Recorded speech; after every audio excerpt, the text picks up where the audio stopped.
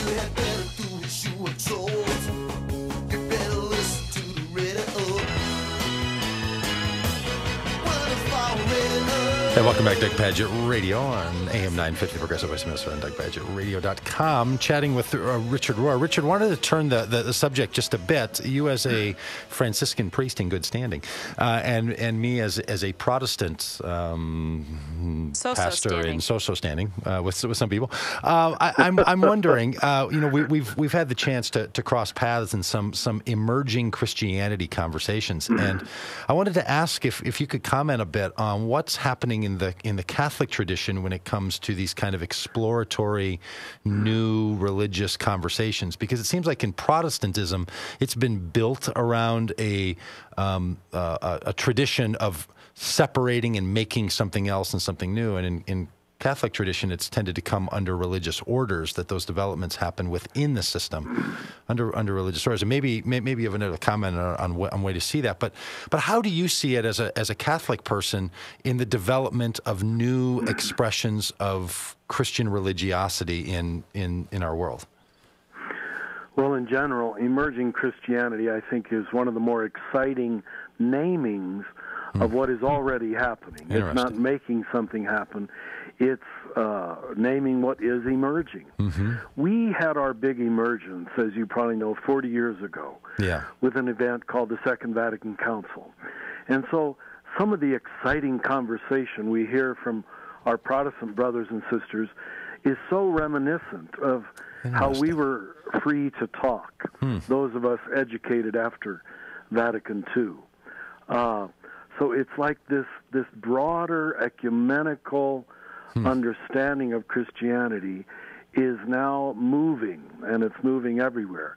You made a very good point. I do believe that in the Catholic Church, because, for the first 1,400 years, we were the only game in town in the West, so you couldn't really leave it. Right. You had to find a way to survive inside of it. And those became the Benedictines, the Augustinians, the Carmelites, the Franciscans, the Jesuits, the Mercy Sisters, the Charity Sisters. We just found a way to emphasize parts of the gospel that the mainline church was usually under-emphasizing. Mm-hmm. And so we found a way to survive. I called it double belonging. That, I'm a Catholic, but in truth, I'm first of all a Franciscan. Oh, and I think most religious would tend to say that, at least with their spiritual director or in quiet, because you had to find a way to survive inside of this organized search for God, which sometimes kept people, it didn't have to, but often kept people at a rather superficial understanding of the gospel. We used to cynically call it pay, pray, and obey. Mm-hmm. And there were saints along the way who said, Jesus isn't talking about pay, pray, and obey, but about a real transformation of consciousness.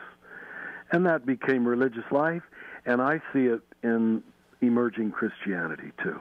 And how does that go? Like, are there new orders that develop within Catholic tradition currently? Are there some? I mean, I don't know the history of all of the development of the orders, but does there seem to be some things that are developing now, where there's some new Catholic orders that are in their infancy stage or their gestation period, or something where they're maybe going to be fully recognized, or has that reordering tended to stop? Well. What happens, after every major revolution or reformation, when people see where this freedom might lead, they circle the wagons again. Mm-hmm. So mainline Catholicism is in a very, very reactionary period of pulling back from the reforms of Vatican II. It won't work because too many of us have experienced the gospel and its larger aspects. But because of that, those groups that are joining in the circling of the wagons tend to be rather conservative groups. Yeah. The ones that represent the cutting edge are finding a way to do it outside of the historic vows of poverty, chastity, and obedience. Those lay groups are saying, I want to live the radical gospel too, but I don't know that I'm called to celibacy, or I don't know that I'm called to live in a monastery. And for me, that shows a real evolution of consciousness. And most of the orders have been centered around those kind of communities that are... Historically, up to now, we had to be. It was the only way to create the more radical form was to pull apart. And once you pull apart, those things worked, you know. And so the big movement now is within the laity who's trying to make these expressions. Right. And is it the case then that the Catholic Church doesn't have a system as well developed to deal with lay movements as it has within, I don't know, priestly movements? I think that's true. That we want to make them into little monks and nuns, and it isn't going to work, you know. Nor, you know, in the main orders we had auxiliary groups, like we Franciscans called them the Third Order, or secular Franciscans. I think it's those groups that are going to grow, and very often under the protection of the monks and the nuns and the friars who are saying, you represent our spirituality, and you can do it without joining the club the way we joined the club. Oh, interesting. Now, I don't want to out what you've been up to at the Center for Action and Contemplation or in Falling Upward, but do you feel like your voice is being utilized? Is that you're trying to offer it as resource for that kind of movement, for that sort of lay movement of people who want to explore an emerging Christianity in the world from a Catholic perspective? Doug, to be honest, I've been responded to 100 times more than I ever expected. So I'm in no position to complain. Many people often say they wonder why I haven't been eliminated or squeezed out, but I haven't been. And I think that's in part because I really know the tradition. I was trained in the tradition, and it's that very training that gives me the vocabulary and the self-confidence to say what I say. That I'm not an outsider, and I'm not going to let anybody paint me as an outsider. And I think that's the prophetic position, when you can stay on the edge of the inside. And that's where Francis wanted us to be. And by the grace of God, I've been able to somewhat live in that position, on the edge of the inside.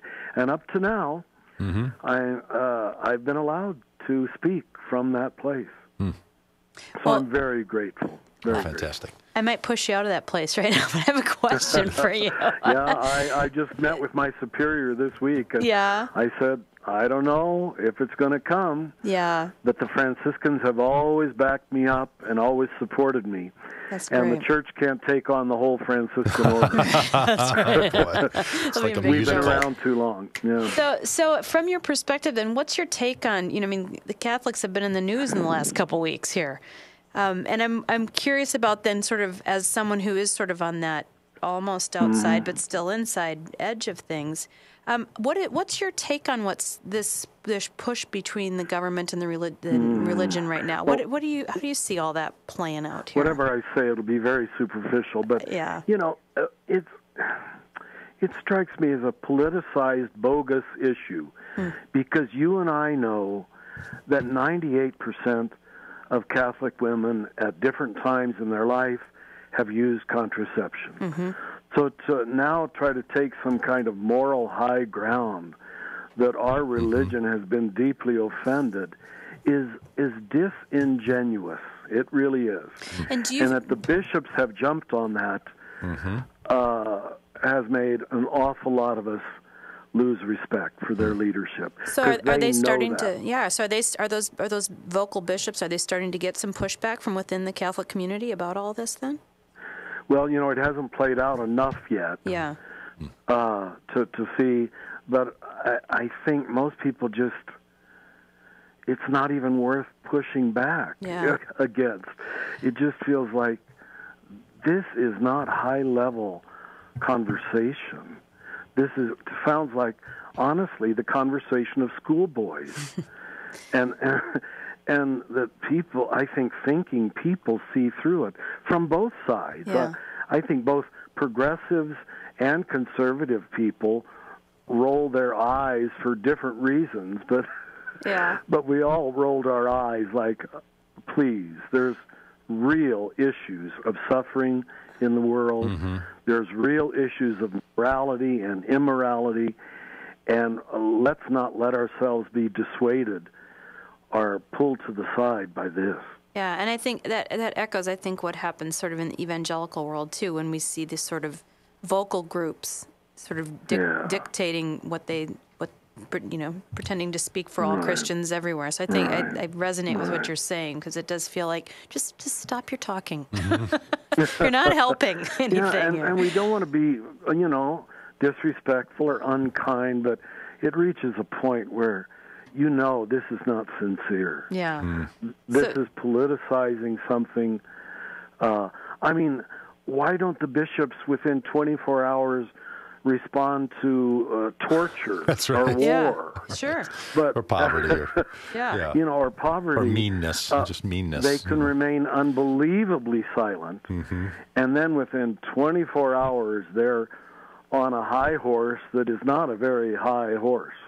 It's not high moral ground, and thinking people see that. Yeah, it is curious. It is curious. Well, Richard, thanks again for all your time, for being on here. If people want to find you online, I know they can go to richardrohr.com, and that will push them over to the Center for Action and Contemplation. Richard Rohr is spelled R-O-H-R.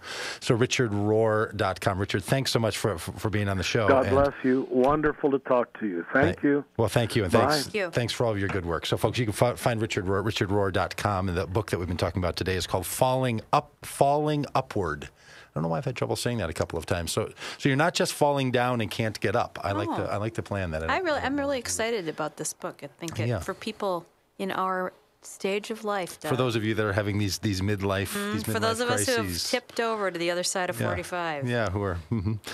So Richard Rohr has a number of things. In fact, if you're someone who follows the Lenten calendar, it starts this Wednesday. We should have mentioned that Ash Wednesday. The time where people will be walking around with ashes in their head. We should just tell people that this coming Wednesday is Ash Wednesday. People don't have a little schmutz on their head. That's right. Yeah, but I think anytime you see somebody wearing that, you really ought to say, "Hey, you got something on your forehead." Yeah. Because nothing more than people love nothing more when they're wearing ashes on their forehead than to explain to other people why they have ashes. That they have ashes on their forehead. It's the one moment they get to chat about all that. So he has a nice little book called Wondrous Encounters, Scripture for Lent, and lots of other things. Richard does a lot of good work in the world, and you should poke around richardrohr.com, and you can find a link to him over at DougPagittRadio.com, Facebook page for Doug Pagitt Radio, where we keep these updated. And you can listen to the podcast again or watch the videos over at DougPagittRadio.com. So stick with us here for the Right On after the break on AM 950, the Progressive Voice of Minnesota, and DougPagittRadio.com.